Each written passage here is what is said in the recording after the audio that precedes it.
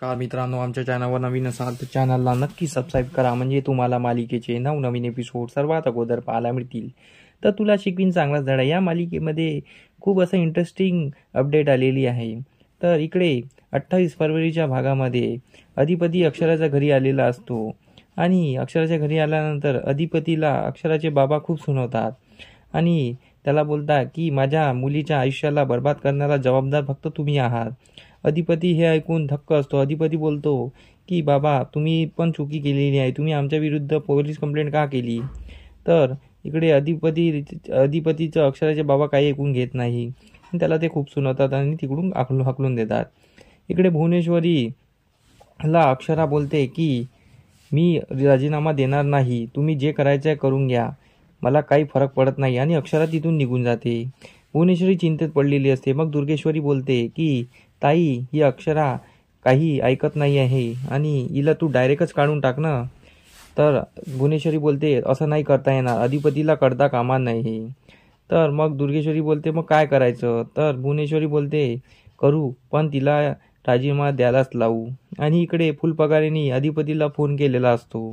फुलपगारे अधिपतीला घडलेला सर्व प्रकार सांगतो आणि बोलतो की मोठ्या मॅडम ह्या अक्षराला राजीनामा मागता आहेत आणि त्या मुलाला खूप लागला आहे. तर मग अधिपती बोलतो तुम्ही त्या मुलासनी आणि त्याच्या आईबाबासनी माझ्याकडे पाठवा.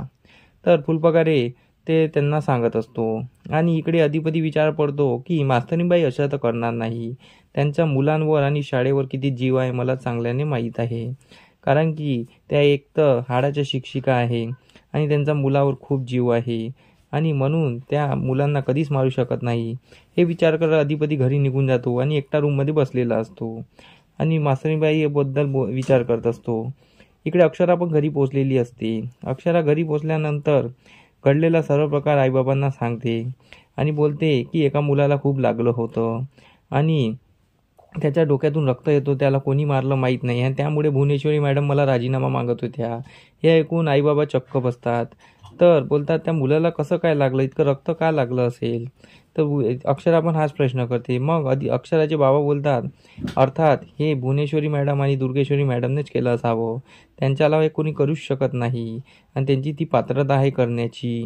तर अक्षरा त्यांच्याकडे बघतच राहते आणि मग त्यावर अक्षराचे बाबा बोलतात की अक्षू बाळा, तू राजीनामा देऊन दे, तू त्या घराशी आणि त्या लोकांशी काही संबंध ठेवू नको आणि तू तुझ्या नवऱ्याला पण सोडून दे, असं भाषा बोलतात. तेव्हा अक्षरा बोलते बाबा, तुम्ही कोणती भाषा बोलताय? तुम्ही माझा संसार मोडताय आणि तुम्ही नाही बोलत आहे, तुमच्या तोंडून इरा बोलती अशी वाटते. तर अक्षराचे बाबा गप्पच बसतात.